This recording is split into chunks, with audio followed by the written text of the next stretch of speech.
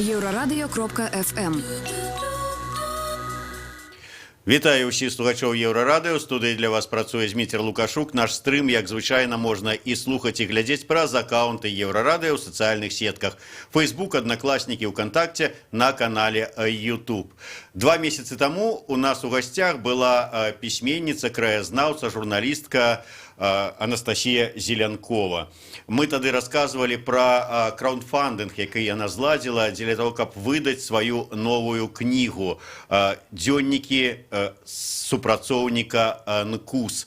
І вось прайшоў час, і ізноўку Анастасія Зеленкова у нас в эфіры, таму што вы бачыце, я трымаю у руках гэтую книгу, свеженькая, яшчэ пахне друкарским станком, фарбой, ну и все, что обещала Анастасия, есть тут. А зараз мы поговорим про то, что все ж таки, что себе уявляе гэтая книга, и ці легко было зладить краундфандинг, собрать гроши на яе выданне. Добрый день, Анастасия. Добрый день. Давай, может быть, с гэтага и пачнем. Мне, конечно, было б вельмі прыемна думать про то, что дзякуючы менавіта нашаму таму эфіру, вось так усё добра атрымалася. Тым не менш, вот реально, калі глядзець на рэчы, амаль у 4 разы ты сабрала больш грошай, чым першапачаткова заявіла, колькі табе трэба на тое, каб гэтую кнігу надрукаваць. Ты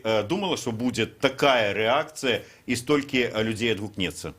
Сапраўды, я вельмі здзіўлена нават, што так атрымалася, што столькім людзям гэта аказалася цікавым, і што грошы сабраліся так хутка, літаральна праз, відаць, праз 1,5 тыдні у мяне ўжо была ўся сума, якая была патрэбна для выдання гэтай кнігі. Но сумма все ж таки такая, вот я зараз открою ту сторонку на Улі, ты заявила, что необходимо 1500 рублей, а собрала 5523 рублі. І от сапраўды такая сума, так от рэзка, это ўсё шараговыя звычайныя людзі замаўлялі кнігу і такім чынам рабілі пералік, ці ўсё ж таки нешта там па-іншаму склалася сітуацыя? Ну, спачатку гэта сапраўды былі проста людзі, якія замаўлялі кнігу, але раптам вось у кнігі з'явіўся спонсор, і 1500 рублёў пералічыла кампанія «Ладе». Вось медыцынскі цэнтр. Мне было гэта вельмі прыемна. У прынцыпе, здорава, вось, што наш бізнес адчувае нейкую грамадскую адказнасць і пачынае вось фінансаваць такія, здавалася, праекты, якія, відаць, медыцыны гэта дакладна не датычыцца. Тым не менш, гэта вельмі важны для ўсяго грамадства праект. Мне вот, дарэчы, вот цікава, а можа яны памыліліся? Ты ж вот стала сусветна папулярным письменником пасля того, як апублікавала свой бестселлер у ложку з беларусам. Можа, яны думалі, што працяг нейкі там падрыхтавала, якія пералічвалі грошы на нешта такое эратычна-медыцынскае, а тут на табе. За сусветна папулярны, дзякую вялікі, канешне. Я сапраўды, першапачаткова, калі звярнуліся, я падумала, што размова ідзе менавіта пра маю мінулую кнігу. Таму я удакладніла, таму мы вось разам скантактаваліся, высветлілі сапраўды, што размова ідзе менавіта пра гэту кнігу, што вось кіраўнік вельмі цікавіцца гэтай тэмай, для яго гэта таксама вось важна і цікава, і яны дакладна пералічвалі грошы менавіта на гэтую кнігу. Ты сказала такую фразу, тому что вот добра, что важно для людей вось гэтая тэма сталінскія рэпрэсіі у Беларусі.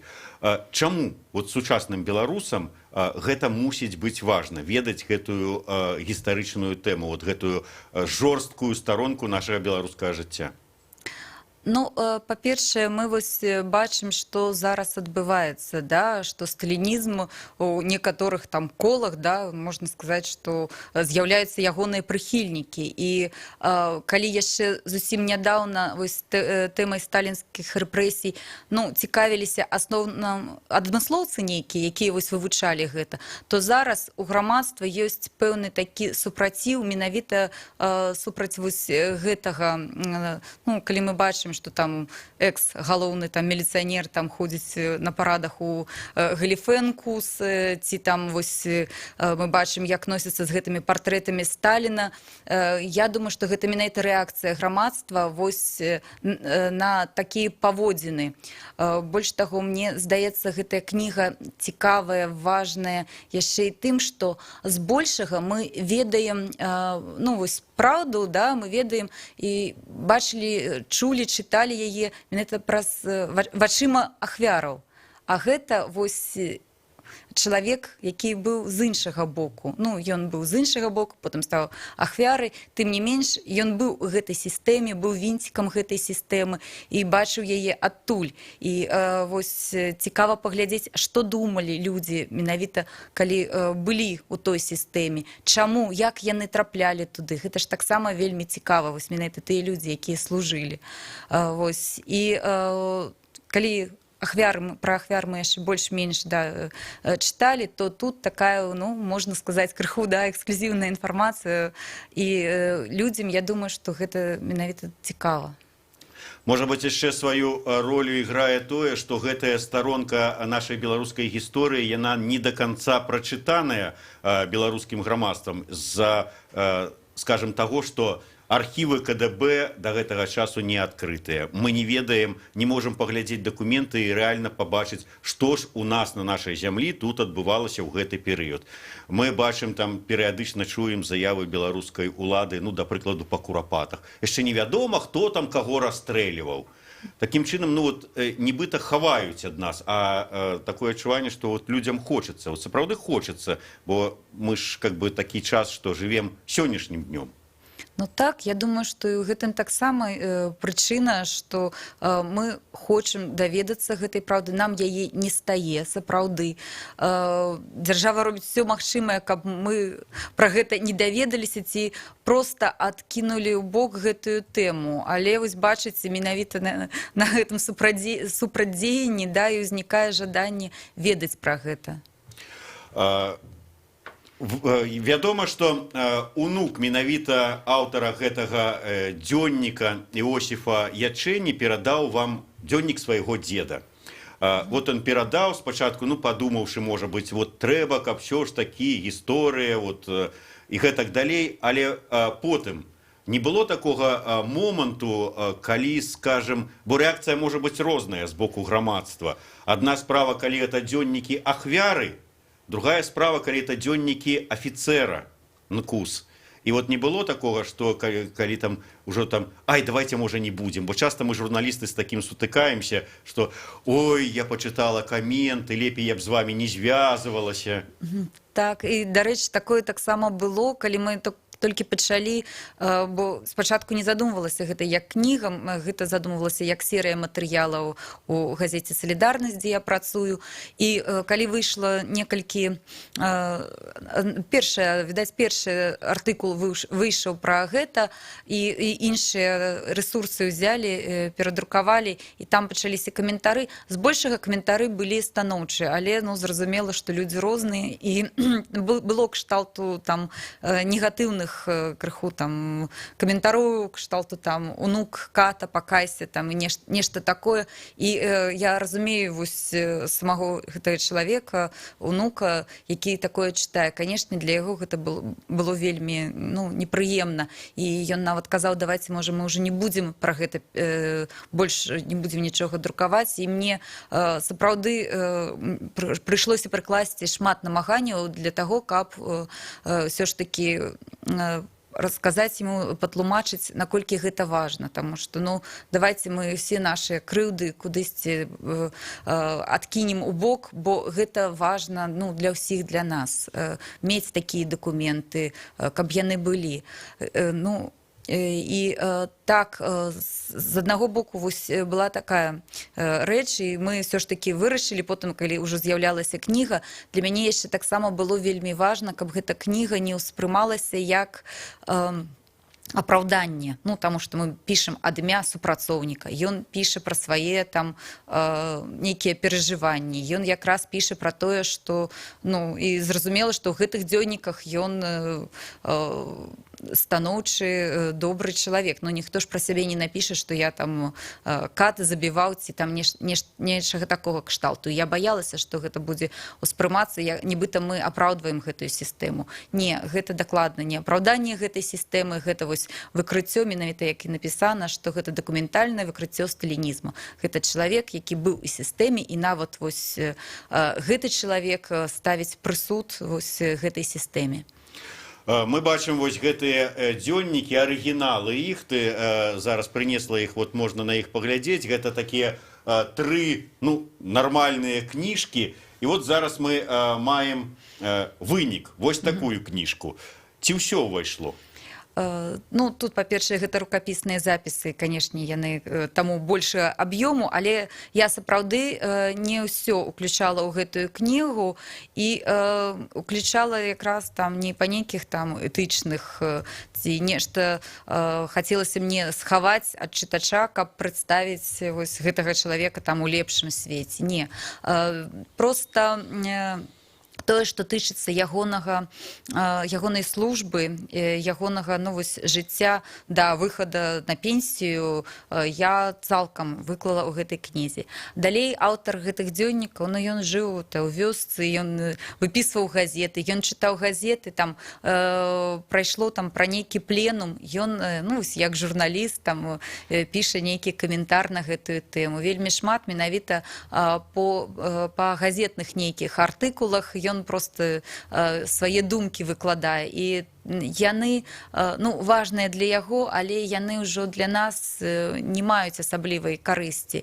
Я толькі некаторыя ягоныя думкі, вось менавіта ягонае прачытанне газет, да, я вось дала ў гэтым дзённіку, каб паказаць, што ён, нават калі там пішуць пра камунізм, што ён на гэты конт думае. Я пра там з'езд пісьменнікаў, што ён думае пра тых пісьменнікаў, якія паюць хвалебныя оды гэтаму рэжыму, пра Брежнева, напрыклад, таксама. Вось гэта часткова дадзена, але збольшага вось менавіта гэты перыяд я ўжо не давала, ну, таму што не лічыла, што гэта варта. Нам цікава проста гэта будзе сёння. Ну, тым не менш, чытаючы гэтыя дзённікі, можна было пабачыць такую трансфармацыю, як чалавек з прыхільніка той сістэмы, у якой ён і быў і працаваў, на якую працаваў, ператвараецца ў праціўніка ці ворага нават этой сістэмы. Ну, у мяне няма адназначнага адказу, ці быў ён прыхільнікам той сістэмы, бо ён жа бачыў, што адбывалася і да таго. Ён нарадзіўся ў 1900 годзе, ён паспеў пабачыць іншае жыццё. Ён паспеў, напрыклад, паваяваць у царскай арміі. Ён хлопчыкам збег, вось калі ў першую сусветную вайну, ён збег хлопчыкам з дому і пайшоў у салдаты. Яго там прынялі, яго там абагрэлі, ён бачыў гэтае жыццё. Потым яму давялося там, калі ўжо кастрычніцкая рэвалюцыя, ён яе бачыў ужо, калі быў у Яраславлі, працаваў швейцарам і расказваў, што за некалькі месяцаў мог зарабіць 500 рублёў.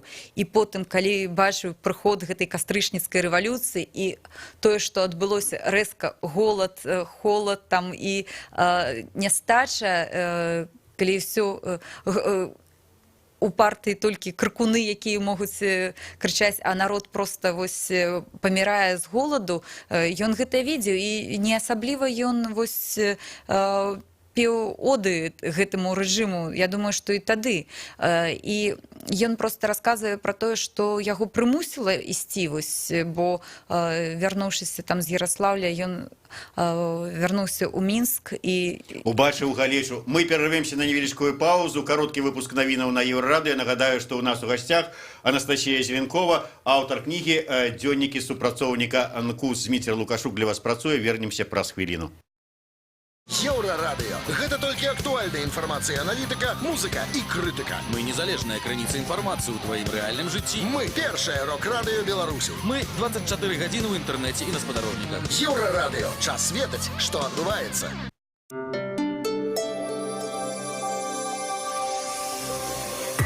Еўрарадыё. Навіны – наша справа. Вітаю, студыю Ольга Міцкевіч. Каротка пра асноўныя падзеі. У выніку паставак бруднай нафты экспарт Белнафтахіма знізіўся на $800 мільёнаў у параўнанні з мінулым годам. Такую лічбу назваў міністр эканомікі Беларусі Дмітрий Крутой. Нагадаю, што 19 красавіка Белнафтахім заявіў, што якасць расійскай нафты, якая паступае па трубаправодзе «Дружба», рэзка пагоршылася. А вось чыстую нафту Беларусь атрымала толькі 2 траўня. Ва ўкраіне працягваецца падлік галасоў па выніках датэрміновых парламенцкіх выбараў. Палітолагі прагназуюць, што па выніках падліку партыя прэзідэнта Зеленскага «Слуга народу» можа скласці аднапартыйны ўрад. Яна ўжо набірае больш за 40% галасоў. На замежных выбарчых участках большасць выбарцаў аддалі свае галасы за партыю экс-кіраўніка краіны Пятра Парашэнкі «Еўрапейская салідарнасць». Аднак у Беларусі, як сведчыць ЦВК Украіны, большасць выбарцаў, амаль 40%, прагаласавалі за «Слугу народа». Еўрапейская салідарнасць мае крыху больш за 17% і займае другое месца. А вось тройку лідараў замыкае партыя ютубнага блогера Шарыя. У яе амаль 11%. Беларусь гатова ўзмацніць палітычны дыялог з Еўрапейскім Саюзам. Пра гэта Александр Лукашенко заявіў сёння на развітальнай сустрэчы з кіраўніцай прадстаўніцтва ЕС у Беларусі Андрэа Віктарын. Лукашенко падзякаваў Андрэа Віктарын за яе ўнёсак у развіццё адносін паміж Беларусю і Еўрапейскім Саюзам. Цяпер Андрэа Віктарын накіроўваецца ў Арменію, дзе будзе прадстаўляць інтарэсы Еўрапейскага Саюза. Беларускі дзяржаўны універсітэт падняў кошты за навучанне для платнікаў першага, другога, трэцяга курсаў. Адпаведны загад апублікаваны на сайце універсітэта. Ольга Міцкевіч, служба інфармацыі, Еўрарадыё.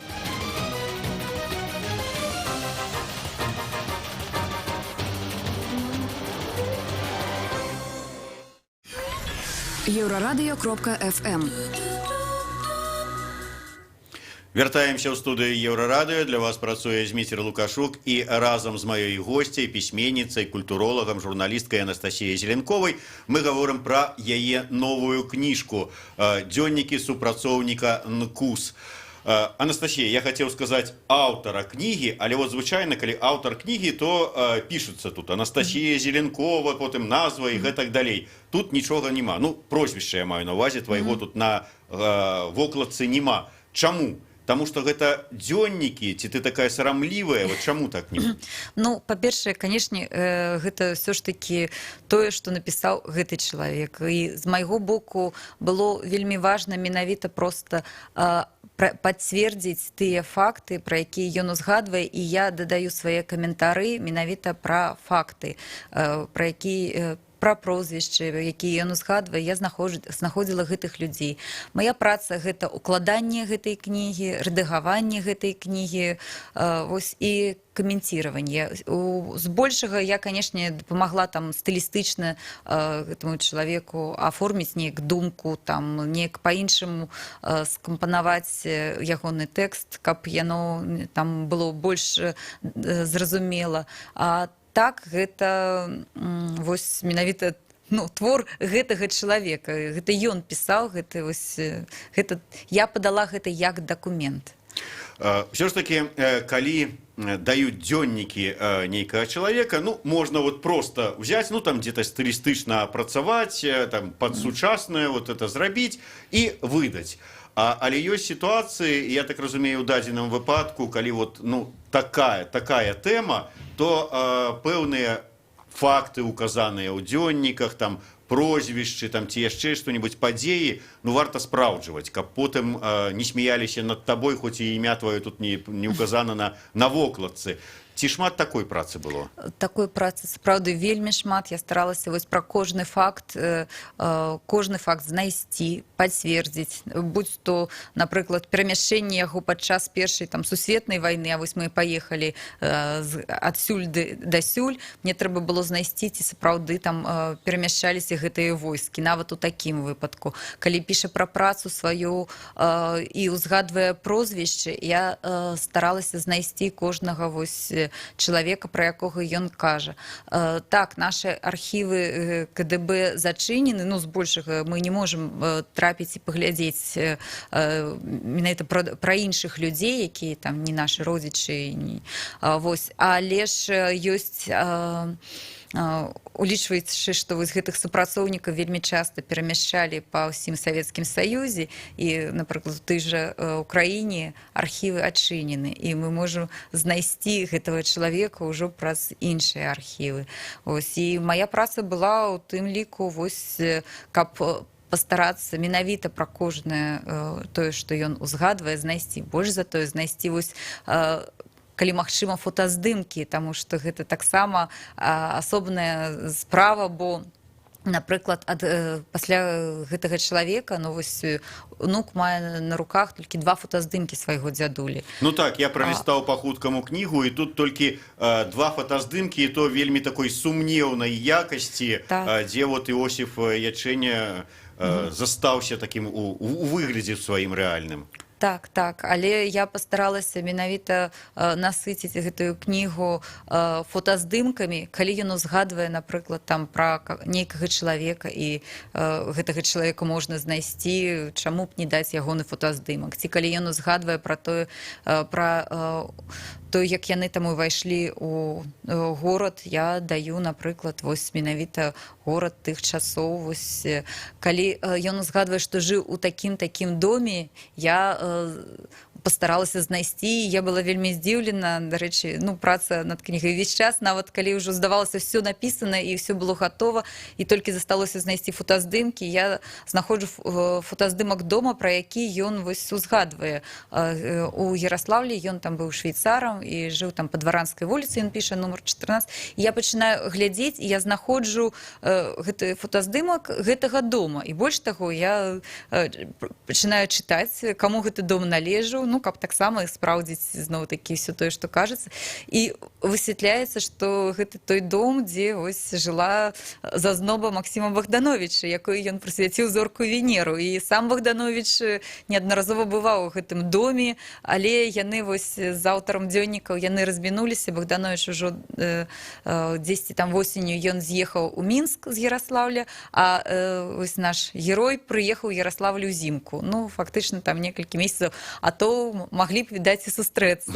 Вось такая, да, дзіўная. Так атрымліваецца, што можна вот так вот, шукаючы, спраўджваючы факты па адной гісторыі, неяк напаткаць іншую гісторыю, а гэта нейкая тэма для новай кнігі. Ну так, вельмі часта так і бывае. Вось, і шмат дакументаў. Мне таксама дапамаглі вельмі гісторыкі. Мне дапамагаў Уладзімір Богданаў і Зміцер Дрозд. Уладзімір Богданаў, вось, ён даследуе Першую сусветную вайну, вельмі такі чалавек, які, ну, вось, гэта робіць з такой апантанасцю. Ну і, канешне, вядомы даследчык сталінскіх рэпрэсій Зміцер Дрозд. Яны памаглі і з дакументамі, і з фотаздымкамі, і, ну, дзякую ім вялікі, таму што, ну, гэта сапраўды вось стала не толькі гістарычным дакументам, але і дакументам, у якім яшчэ шмат розных дакументаў, вельмі цікавых фотаздымкаў, якія нават нідзе яшчэ не друкаваліся.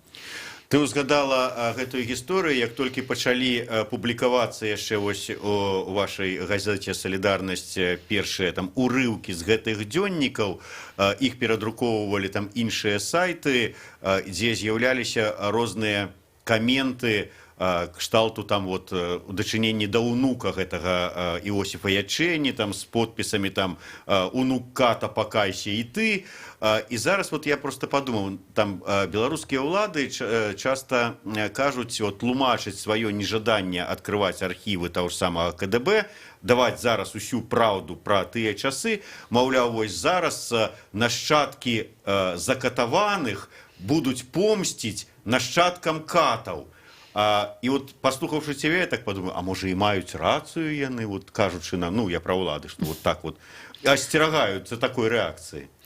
Ну, слухайте, насамрэч, я думаю, что нават смешны аргумент, тому что гэтага чалавека ўжо няма 35 гадоў. Ну, фактычна думаць пра тое, што ўнукі адных прыйдуць там мяцеліць унукаў другіх, ну, гэта дзіўна, таму што за гэты час, вось калі гэта кніга, ну, ішоў краудфандинг, да мяне звярталіся людзі, якія казалі, вось мой дзядуля таксама быў у гэтай сістэме, можа, там узгадваецца ягонае імя, і, ну, я пыталася, што за імя і хто гэты чалавек, і, ну, мне дасылалі імя, я глядзела, казала, што не, такога няма, і дапамагала чалавеку якраз вось па тым, ну, дакументам, у якіх я шукала вось пра супрацоўнікаў, ну, дапамагала знайсці нейкія там, ну, сведкі наконт таго, каб вось, што ён можа даведацца пра свайго родзіча.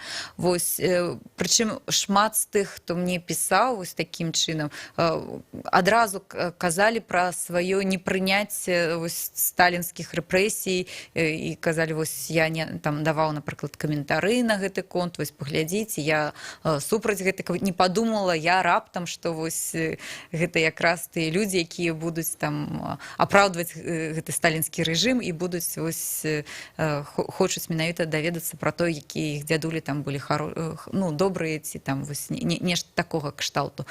Таму, ну, гэты аргумент, ён не дзейнічае дакладна. Все ж таки, я думаю, што мы павінны, у любым выпадку павінны ведаць, што было, як было, а гэта все астатняе, кажуць, гэта прыложыцца. Наша гісторыя, яна такая дастаткова складаная, і ідэалізаваць яе так, як мы гэта робім, гэта, ну... Вот, дарэчы, цікавы момант, да, вот калі звяртаюцца нашчадкі там іншых супрацоўнікаў, былых супрацоўнікаў УНКУС і цікавіцца, а ці не ўзгадваецца там прозвішча іх. Ўсё ж такі, што больш, на твой погляд, за гэтай цікаўнасцю стаіць? Што людзі таксама, ну, а яны баяцца, каб гэта прозвішча з'явілася, ці наадварот, яны, можа, таксама мала што ведаюць пра гэтую гісторыю і хацелі б даведацца? Так, менавіта пра другое, бо я не заўважыла ні ў кога, што там яны баяцца, бо больш менавіта гэта цікавасць, гэта што-небудзь, хоць што-небудзь, бо сапраўды трапіць у гэты архів і пабачыць гэтых дакументы, ну, амаль немагчыма. Я ж была ў архіве КДБ, калі вось для выдання гэтай кнігі я туды трапіла, але каб трапіць туды, збольшага туды можа трапіць толькі сваяк, які ахвяры, ну, той чалавек, які быў рэпрэсаваны, і толькі ў тым выпадку, калі дакажа сваё сваяцтва. Гэта значыць все дакументы, все даведкі, гэта не так проста. Ну, мы змаглі зрабіць гэтую даведку, вось унук змог зрабіць даведку, даў мне даверанасць, і я змагла трапіць і пабачыць, што я сапраўды маю справу з тым чалавекам, дзённікі якога вось мяне ёсць, і тое, што ён там піша, прынамсі вехі ягонай біяграфіі, вось яны адпавядаюць рэальнасці. Дарэчы, вот мне цікава, а ці можна вот такім чынам, афіцыйна трапіўшы ў архіў КДБ беларуска, атрымаўшы вот матэрыялы па тваёй, ну, сваёй вот справе, якой ты цікавішся, нейкім чынам адначасова, ну, там же ж як одна справа цягне другую, там у гэтай справе вот ты чытаеш или там нешта ўзгадваеш, што дае табе магчымасць там зацікавіцца там нейкім іншым накірунку. Была такая магчымасць, што вот ты пайшла глядзець, чытаць пра адно, але вычытала там і яшчэ там пра 5 іншых цікавых тэмаў? Ну, на жаль, не, бо па нашым законе мы маем права толькі паглядзець пра таго чалавека, на якога мы вось пішам запрос, пра, ну, нашага сваяка. А што гэта азначае? Гэта азначае, што фактычна увесь Уся ягоная справа будзе зачынена. Можна будзе паглядзець толькі вось першыя старонкі гэта біяграфію арыштаванага, далей першыя старонкі допыту, дзе ён фактычна паўтарае гэтую біяграфію. Вось, прычым там прозвішчы следчых, яны там, ну, в маім выпадку было заклеена такой-то паперачкай, каб я там, не дай бог, не прачытала, вось, што хто там яго вось, хто вёў допыт. Далей все, в маім выпадку было все зачынена такой непразрыстай тэчкай, ось, пераварочваюць, і ў канцы толькі ўжо вырак. Ну і там, як шукалі там родзічаў, калі адчынялі гэты архіў. Все, больш нічога няма. Ну, фактычна, ну, все, што датычыцца допыта, гэта ўжо пра нейкіх там трэціх асоб, пра кагосьці там ужо пытаюцца. Ну, ось такое. Ну, для мяне гэта было важна, па-першае, тым, што я пацвердзіла дадзеныя. Вось, я не магу пацвердзіць, як гэты чалавек вёў сябе на гэтым допыце, так, як ён піша ў дзённіках, ці неяк па-іншаму. Хаця я па выніку я разумею, што, ну, тыя людзі, якія там ад яго залежалі, ніякім чынам не... Ну, ён не нанёс ім шкоды, таму я думаю, што ўсё ж такі тое, што ён піша, яно адпавядае рэчаіснасці. Вось. Але трэба сказаць, што нават калі вось у архіве мне там закрылі нешта там гэтымі паперкамі, гэта толькі прымусіла мяне больш уважліва углядзецца, а каго яны там закрылі. І я такім чынам выцягнула з небыцця там лёс аднаго чалавека, ягонага там атрымліваецца жонкінага брата, вось, які быў яшчэ ў 30-х гадах, аказаўся ў Воркуце. Вось, і выцягнула лёс, яго гэты лёс поўнасцю узнавіла, і унук, калі чытаў гэтую кнігу, ён вельмі здзівіўся, кажа, як вы знайшлі майго дзядзьку, як гэта было магчыма. Тым не менш, вось, аказваецца, і гэтыя нават паперкі нешта даюць. Тым не менш, вот мне цікава, вот ты казала про тое, што, ну, былі людзі, якія там нашчадкі былых таксама супрацоўнікаў, якія да цябе звярталіся. Калі зараз яны паглядзяць вот тое, што атрымалася ў выніку вот, з дзённікаў гэтага Іосіфа Ячэні. Недзе палезе хтосьці там, недзе там па сутарэннях сваіх, ці там па кніжных паліцах корпацца, таксама знойдзе дзённікі там свайго дзеда, і зноў да цябе. А вот яшчэ дзённік, вот яшчэ аднаго афіцэра. Возьмешся яшчэ за такой працяг, ці не? Да, возьмусь, з задавальненнем возьмусь. Мне здаецца, што гэта, ну, вельмі важна, і гэта сапраўды вось важна, каб гэта такая пільнасць наша гістарычная, да, таму што мы вельмі часта адмахваемся вось ад там успамінаў нейкіх нашых бабуляў, дзядуляў, да, а што яны там могуць это расказаць? А аказваецца, могуць і столькі ўсяго расказаць, і калі такое будзе, я толькі з задавальненнем. То есть мы тады ў такім выпадку у ложку з беларусам 2 не дачакаемся. Ну, чаму не дачакаецеся? Працуйце, як напрацуеце, адразу будзе вам і другая кніжка. Ну і на завяршэнне. Я так разумею, што хутка гэтая кніга будзе ўжо ў продажы, але скажы мне, вот музыкі Троіцы прыходзілі да нас у эфір, яны таксама збіралі такім краўдфандынгам грошы на запіс свайго альбома, і потым мне прызналіся, болей ніколі звязвацца з тым краўдфандынгам не будзем. Якія ў цябе пасля гэтага, так сказаць, адчуванні? Ну, у мяне быў першы вопыт досыць такі пазітыўны, звязаны там з кніжкай «Ложку з беларусам». Я сабрала таксама больш, чым абвяшчала.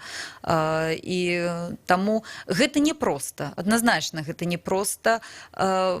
Мне, можа, крыху пашанцавала, што прэса даволі цікавіліся журналісты, цікавіліся і першай, і другой тэмай, мяне звалі, і мы вось, дзякуючы зноў-такі нашым тым ліку інтэрв'ю, атрымлівалася, што вельмі плённа сабіраліся грошы. Таму я думаю, гэта не проста, але гэта все ж такі магчыма. Ну і на завяршэнне, калі ўсё ж такі кніга з'явіцца ў продажы, дзе яе можна будзе набыць? Ну, я думаю, што ўжо бліжэйшым часам я хачу ўжо на гэтым тыдні развесці яе па кнігарнях. Я думаю, што будзе яна прадавацца ў кнігарні Логвінаў, у Акадэм-кнізе, вось, ну і у ТЦ Купалаўскі. Можа, я паспрабую яшчэ ў іншыя кропкі, пакуль Пакуль не ведаю. Першая кніга прадаецца менавіта там, таму вось па тых жа стапах туды ж і панясу. Такім чынам, Анастасія Зеленкова і апрацаваныя і выдадзеныя ёй дзённікі супрацоўніка НКУС Іосіфа Ячэні. Вельмі карысная для чытання матэрыялы і дакументы. Зміцер Лукашук для вас працаваў у студыі, а 15-й гадзіне у нас у студыі госці з Іркутска, гурт Крывічы. Слухайце і глядзіце нас. Еўрарадыё. Гэта толькі актуальная інфармацыя, аналітыка, музыка і крытыка. Мы незалежная крыніца інфармацыі ў тваім рэальным жыцці. Мы першае рок-радыё Беларусі. Мы 24 гадзіны ў інтэрнэце і на спадарожніках. Еўрарадыё. Час ведаць, што адбываецца.